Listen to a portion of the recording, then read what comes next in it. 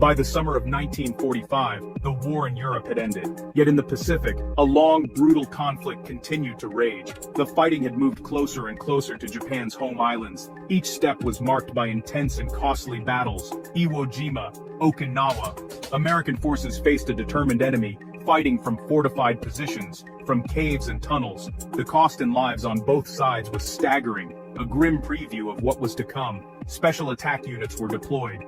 Kamikaze. Young pilots flew their planes into American warships. Frightening, effective, deadly.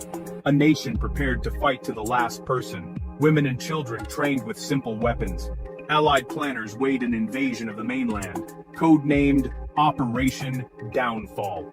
The projections were grim. Immense casualties for Allied soldiers and Japanese civilians. After years of sacrifice and sorrow, the world stood on a precipice, and a secret effort held the power to alter history in a single, blinding flash.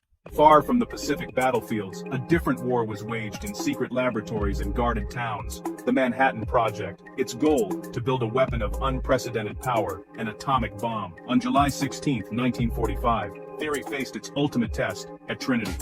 A light, brighter than 1,000 suns, lit the mountains as a tremendous fireball rose. The ground shook. Heat was felt miles away. Those who witnessed it felt awe, triumph, and profound fear.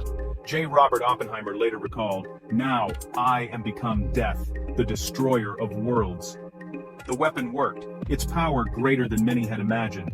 With Trinity's success, President Harry S. Truman faced a choice of staggering moral weight. An invasion promised horrific losses for Americans and Japanese alike.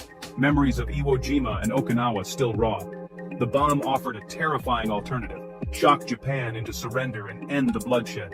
In the crucible of total war, the order was given: use the atomic bomb.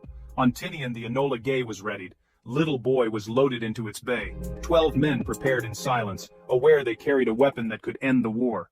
The Enola Gay flew toward Hiroshima, a major military and industrial hub. Below, a city of over 300,000 stirred to life on a calm, clear morning. At 8:15, one bomb fell, 43 seconds to impact. Then, a blinding flash, an inferno of heat, followed by a shockwave, leveled much of the city.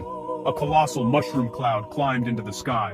In an instant, a vibrant heartland became a landscape of ruin and dust. The Genbaku Dome stood near the hypocenter, its skeletal frame an enduring symbol. Most haunting were human shadows, final moments seared into stone. For survivors, a new ordeal began in a city that no longer existed. 3 days later, August 9th, a second mission flew toward Nagasaki.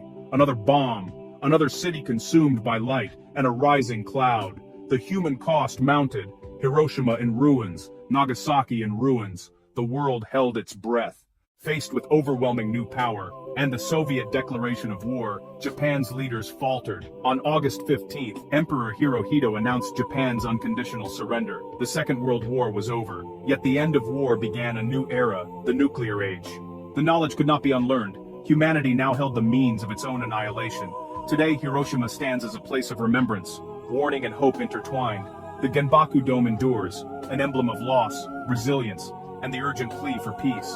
The world was fundamentally, irrevocably changed by choices made amid unimaginable war and suffering.